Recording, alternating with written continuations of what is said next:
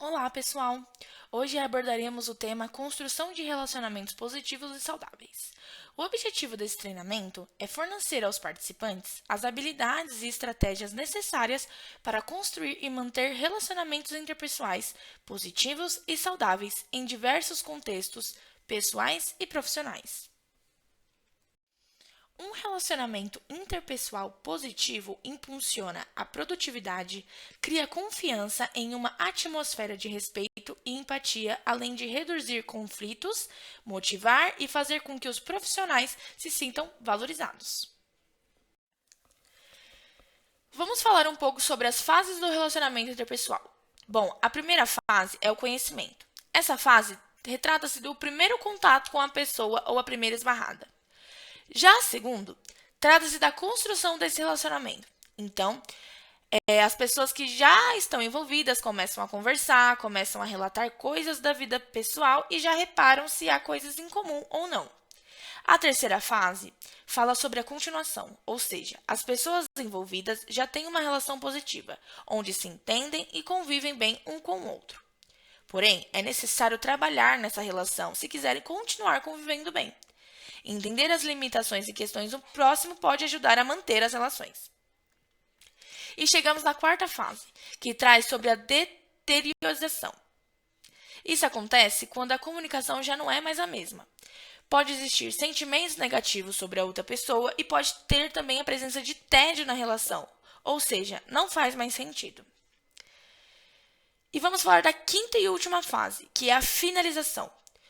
Quando a fase de deteriorização não é cuidada ou tratada, então acaba que as pessoas se distanciam e os mesmos finalizam aquela relação. Agora vamos falar um pouquinho sobre comunicação efetiva. A comunicação pessoal é uma competência necessária a todo ser humano, né? Então, principalmente no mundo em que vivemos hoje, pois as empresas, elas estão cada vez dando mais valor a isso. E cada vez mais os profissionais estão mais conscientes da importância de uma boa comunicação, buscando aperfeiçoá-las continuamente. Muitas pessoas confundem a comunicação com o simples fato de terem dito alguma coisa. Entretanto, a comunicação se processa efetivamente quando o outro compreendeu exatamente o que queremos transmitir.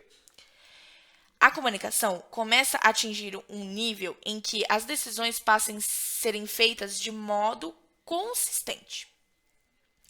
As pessoas se comunicam de forma mais clara, com uma voz mais tranquila, e isso ajuda bastante em ter uma comunicação, em ter essa habilidade em comunicação efetiva. Quando estamos construindo relações interpessoais, é muito necessário ter empatia com o próximo, que é justamente se colocar no lugar do outro em qualquer situação ou conflito que esteja acontecendo. Exemplo: chegou um novo colaborador no projeto e, por coincidência, vocês acabam pegando o mesmo roteiro naquele dia. Você percebe que esse colaborador está com dificuldades de responder às pesquisas no aplicativo.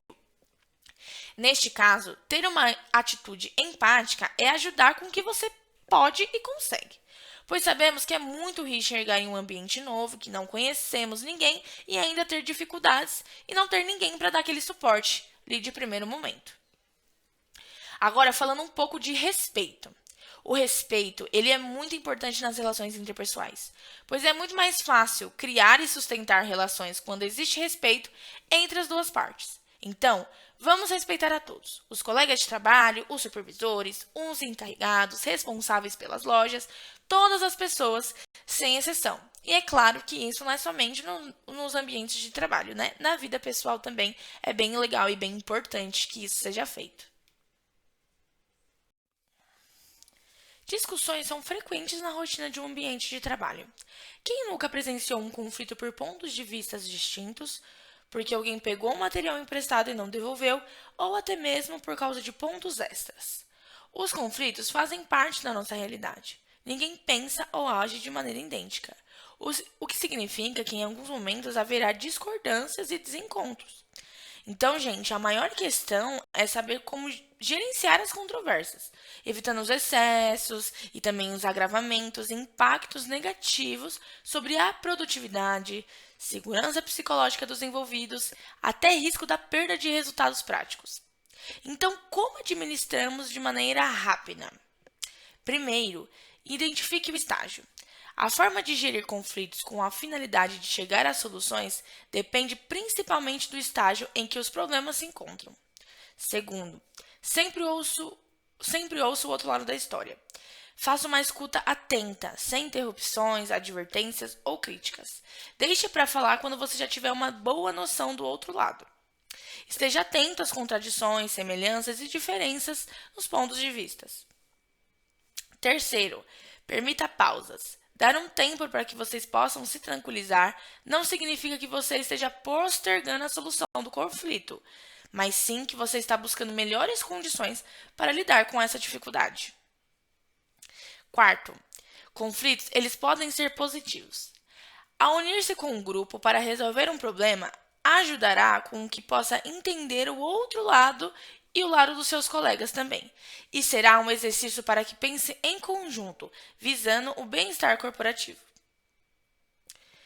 Lembra que eu falei para vocês sobre identificar o estágio, né, em que os problemas se encontram? E o que eu quero dizer com isso é que é necessário entender o conflito, entender se o conflito está evidente, se o conflito está escondido, se ele está muito grave ou se ele está leve. Assim você terá mais noção do que poderá falar ou fazer de acordo com o estágio que está. Eu falei também sobre ouvir o outro. Essa prática pode ser adequada a um exercício de empatia e respeito. Quando damos espaço para o outro falar, estamos sendo maduros e estamos entendendo que nunca teremos a mesma visão que o nosso próximo. Temos criação, experiências e vivências totalmente diferentes, e isso faz com que todos nós sejamos diferentes. Estabelecer limites é fundamental. Como já foi falado aqui, né, gente? Somos todos diferentes. Nem sempre gostamos das mesmas piadas, nem sempre gostamos de almoçar com todos juntos, nem sempre gostamos das mesmas brincadeirinhas. Então, é importante deixar claro, de maneira bem educada, sobre quais são as suas limitações dentro das relações interpessoais. Aceitar atividades mais do que você consegue integrar, fazer o trabalho de outras pessoas ou qualquer outro exemplo, também é crucial que você coloque limites para não se tornar algo ruim. Gostamos e queremos respeitar o nosso próximo, mas também precisamos ser respeitados. Bom, pessoal, estamos chegando ao final desse treinamento rápido, mas cheio de informações legais para ajudar vocês na vida pessoal e principalmente profissional. Muito obrigada pela participação e tchau, tchau!